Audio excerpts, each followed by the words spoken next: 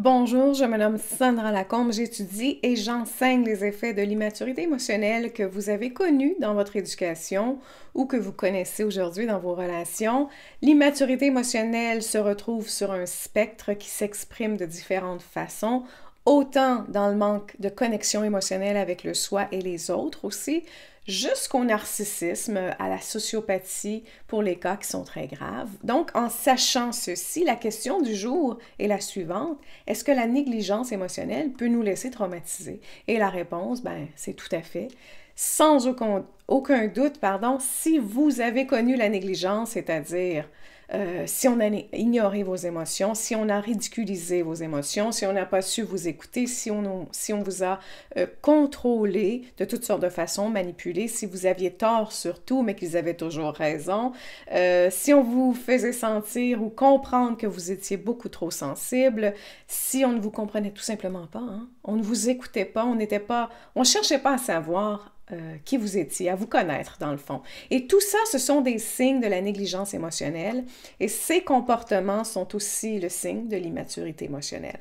Alors, je réitère ma réponse à la question, peut-on être encore traumatisé par la négligence émotionnelle qu'on a subie dans l'enfance ou dans le passé? Alors oui, et pourquoi?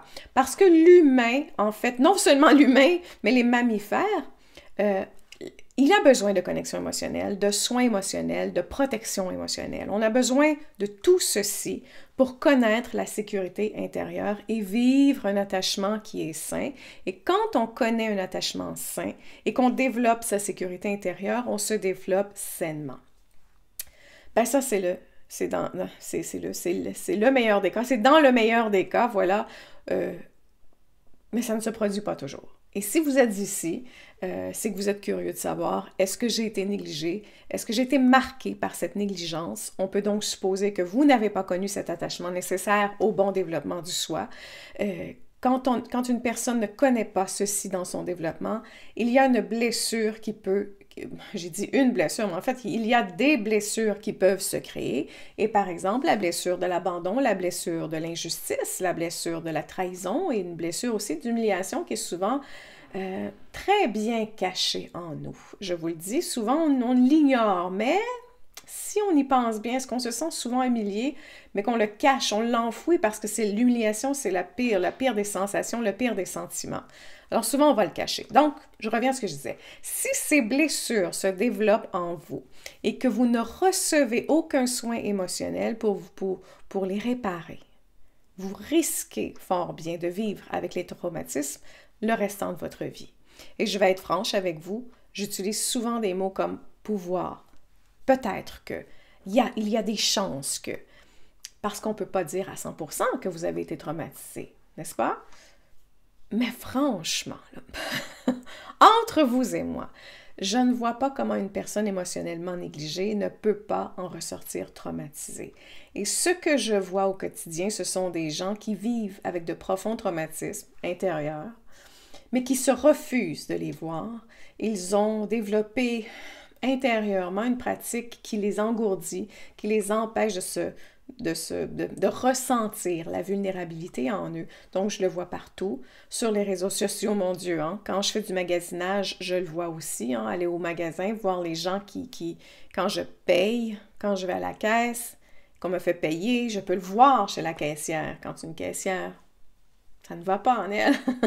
Quand je vais à l'épicerie, quand je vois des amis dans mes relations intimes, quand on parle des enseignants de mon fils, ces gens vivent traumatisés et c'est normal. Je vois pas comment être négligé émotionnellement fait de nous une personne qui est saine, fait de nous une personne qui n'en ressort pas traumatisée. Je peux pas m'imaginer comment. Je peux m'imaginer qu'on fuit la réponse, qu'on fuit la vérité, qu'on fuit la réalité. Ça, je sais que c'est possible. Mais les traumatismes sont là pareil. Alors, c'est simple, à mes yeux, un traumatisme, c'est une blessure non soignée qui cause des souffrances à long terme et qui modifie nos comportements et l'idée qu'on a de soi-même aussi. Hein? C'est aussi un peu comme si on perdait le contrôle de soi-même. Hein? On perd le contrôle de nos réactions, on ne vit plus dans le présent, on vit dans le passé. Hein? Notre quotidien, il est manipulé par le passé, par les peurs du passé. nos croyances du passé, les idées du passé. Et comme je suis persuadée qu'il y a une épidémie de mauvaise parentalité, ben, ça voudrait donc dire qu'il y a une épidémie de gens blessés. Et ces blessures, vous les voyez dans les comportements, par exemple, narcissiques, qui sont aussi une épidémie. Et quand on parle de vos traumatismes, à quoi ils ressemblent? Ben, une émotion qui refait souvent surface est le premier signe intérieur que vous êtes probablement traumatisé et vous allez ressentir des flashbacks émotionnels. Ça, c'est le premier signe. De soudaines vagues d'émotions qui vont ressurgir et l'une de ces émotions prend le contrôle du cerveau, hein, la colère, la peur, l'humiliation, la honte, les sentiments de dépression aussi, le sentiment d'être délaissé. Donc, le système nerveux va être déclenché, on devient vulnérable, le passé, il est soulevé, la douleur est aussi réelle, quasiment, comme si elle se produisait présentement, actuellement, dans le présent. Et même certains événements qui sont très mineurs peuvent être reçus comme étant très, très, très graves. Le deuxième signe aussi, c'est si vous aviez des troubles de la mémoire. Quand on veut éviter de ressentir quelque chose de douloureux, on apprend très, très jeune à ne pas vouloir ressentir. Et la façon dont on s'évite les sensations, c'est en se faisant le cadeau, entre autres, de la dissociation. Et rapidement décrite, la dissociation nous permet de vivre dans un monde différent où on choisit d'aller s'engourdir, d'aller engourdir le mal qui est en nous, et c'est très bien sur le moment. Sur le coup, ça vaut le coup. Mais à long terme, il y a des répercussions. Et selon moi, l'une des répercussions, c'est d'enseigner à notre cerveau à ne pas retenir certaines informations et doucement, le cerveau perd l'habileté à retenir l'information. Alors, certains pans de votre vie disparaissent de votre mémoire, vous avez de la difficulté à vous rappeler de choses simples de la vie, de votre passé, vous pouvez avoir de la difficulté à retenir l'information qui est nouvellement apprise aussi. Ce sont tous des signes, des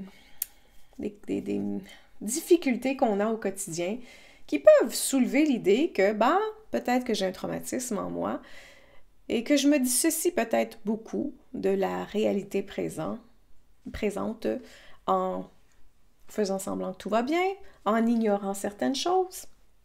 Je sais pas. Il y a plein de façons de faire.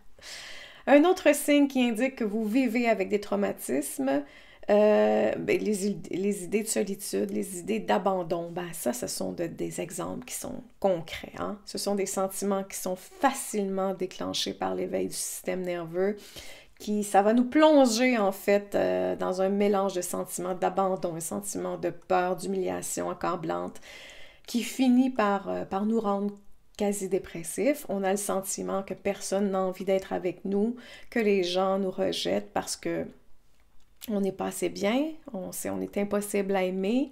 On peut aussi penser que les autres sont contre nous. Et l'anxiété sociale aussi, c'est un autre signe que vous vivez avec des traumatismes. Alors, si j'avais à le décrire, je dirais que c'est un grand sentiment d'inconfort, un besoin de quitter un endroit ou d'éviter les gens, la peur d'être humilié, la peur de se sentir honteux, que quelque chose se produise en présence des autres, la peur de faire un faux pas, la peur d'être jugé par les pairs, ça aussi. Un autre signe, ce sont les relations interpersonnelles qui sont difficiles. C'est un signe de traumatisme. Hein? On ne se sent jamais paisible dans nos relations. Elles sont problématiques. Elles nous déchirent. L'intimité est difficile, décevante. On a de la difficulté à se faire aimer. On a de la difficulté à aimer aussi à long terme. Parfois, au départ, c'est très intense. Par la suite, c'est comme si rien ne se produisait en nous. On ne l'aime pas. On n'aime plus l'autre personne très rapidement. On ne peut pas ressentir l'amour. C'est aussi possible qu'on tombe souvent dans des relations toxiques. Et pour finir, l'un des derniers signes dont j'ai envie de vous partager, c'est celui-ci, c'est l'hypervigilance. Scannez-vous l'environnement afin de déterminer de possibles menaces. Est-ce que c'est votre genre? Scannez-vous les autres, leurs émotions. Analysez-vous les interactions afin de déterminer qui sont les gens, avec qui j'ai affaire. Est-ce que c'est votre une facilité quasi automatique qui s'opère en vous? Est-ce que les réactions des autres sont analysées à le moindre petit sourcillement? Est-ce que c'est possible? Ça aussi, hein? Vous leur attribuez des explications, vous avez l'impression de connaître la réponse à ce sourcillement. L'hypervigilance, c'est normal pour les personnes qui ont vécu avec des parents qui sont imprévisibles. Et le meilleur exemple, ce sont les parents alcooliques, même si c'est de l'alcoolisme fonctionnel. Le tempérament change. Même si le tempérament change pour le mieux, le tempérament change. Quand même bien qu'ils sont plus olé olé, vous devez quand même scanner qui vous avez devant vous. Qui j'ai actuellement? Vous scannez l'environnement quand vous arrivez de l'école, par exemple, pour savoir qui est le personnage aujourd'hui, à qui j'ai affaire aujourd'hui, hein? Qui se trouve devant moi? Est-ce que devant moi, j'ai le clown extravagant poussé par l'alcool ou est-ce que j'ai la personne peu loquace qui attend son prochain verre de vin? Qui est là? Comment dois-je me comporter? Est-ce que j'ai le droit de faire des blagues et ce sera accepté ou si quand je fais mes blagues, ce sera rejeté et repoussé? Donc, si vous avez eu des parents narcissiques, c'est un peu la même chose. Vous aviez à scanner comment vous comportez pour satisfaire leurs besoins émotionnels. On ne pense pas à soi. On ne pense pas non plus à ceci quand on est petit. Hein? On est ce qu'on est. Donc, on ne pense pas non plus à ceci quand on est en couple, dans une relation. On ne se dit pas, ben mon Dieu, qu'est-ce que je dois faire? Comment je dois me comporter? Ça se trouve en nous, c'est une réponse automatique. On pense qu'on aime cette personne-là, on pense qu'on fait le mieux qu'on peut pour elle. Alors, non, c'est juste que je dois faire attention parce qu'elle, elle se sent comme ça. On ne se rend pas compte qu'on doit marcher sur des œufs jusqu'à ce qu'on soit arrivé à déterminer la façon de se comporter devant une personne qui néglige ou qui est abusive. On ne s'en rend pas compte. Mais c'est important de remarquer ceci. Est-ce que je dois faire attention à ce que je dis, à ce que je fais, à ce que je pense, à comment je le dis, juste la façon, juste le ton, toujours de faire attention, comment c'est élaboré. Hein? Est-ce que ça fait partie de votre vie, cette hyper-vigilance-là, ou est-ce que ça faisait partie de votre vie, ce qui explique certains traumatismes en vous? Alors voilà, ce ne sont évidemment que quelques exemples qui vous permettent d'analyser si vous vivez avec des traumatismes en vous. Évidemment, c'est loin d'être exhaustif. D'ailleurs, je suis en train de créer un second quiz qui va vous permettre de mieux déterminer vos traumatismes. Il est presque complété, il sera disponible sur mon nouveau site web qui n'est pas, lui, complété encore, mais ça s'en vient. Donc, pour l'instant, si vous souhaitez savoir si vous avez été émotionnellement négligé dans l'enfance, ben, vous pouvez compléter mon premier quiz qui se trouve sur mon site web, sandralacombe.com. Vous êtes plusieurs à le compléter chaque jour. Je vous en remercie énormément et je vous remercie parce que ben, vous stoppez la chaîne, la lignée de l'immaturité émotionnelle qui est générationnelle en fait, hein, en cherchant à vous soigner, en cherchant à soigner ce qui est brisé en vous. Alors je vous dis merci. Sur ce, je vous dis aussi, prenez soin de vous car tout le reste suivra.